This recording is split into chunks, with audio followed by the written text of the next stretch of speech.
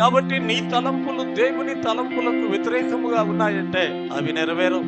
మరి దేవుని తలంపులకు వ్యతిరేకంగా ఉన్నాయా, అనుకూలంగా ఉన్నాయా నీకు ఎలా తెలుస్తుంది? పరిశుద్ధ గ్రంథములో ప్రభు యొక్క మనసంతా ఉన్నది.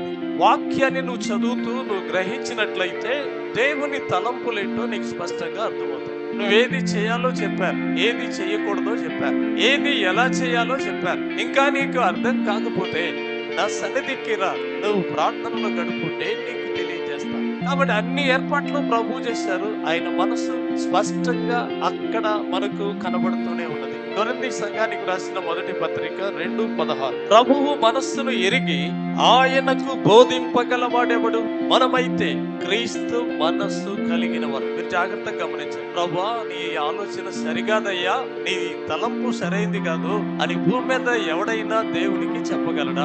ప్రభువు మనస్సును ఎరిగి ఆయనకు బోధింపగలవాడెవడు? కింద ఆన్సర్ ఉంది, మనమైతే క్రీస్తు మనస్సు కలిగిన వారు. క్రీస్తు మనస్సు కలిగిన వారు. ప్రభువా, అది మనసుకు వ్యతిరేకం కదా, అది మానేయ అని చెప్పొచ్చు.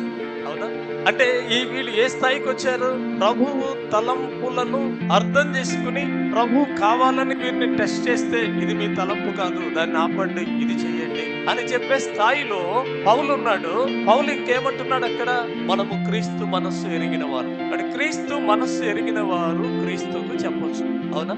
ఒకవేళ కొంచెం ఇబ్బందిగా ఉందా? ఒకవేళ మోషేని మీరు జ్ఞాపకం చేసుకోండి. అంటే ప్రభు మనసు ఎరిగిన వాడు కదా మోషే. సో ప్రభు మోషేతో మాట్లాడారు. వీళ్ళను బాగా ఇసిగిస్తున్నారు, వీళ్ళ ఆలోచనలు నాకు వ్యతిరేకంగా ఉన్నాయి, నేను వీళ్ళందరినీ నశింపజేస్తాను, నీలో నుండి నాకు కావలసిన జనాన్ని మరలా నేను ఏర్పాటు చేసుకుంటాను అంటే అప్పుడు మోషే ఏం చెప్పారు? అవును ప్రభా, కరెక్టే, వీళ్ళు నన్ను కూడా ఇసిగిస్తున్నారు, కానిచ్చి అన్నారా? అనలేదు కదా.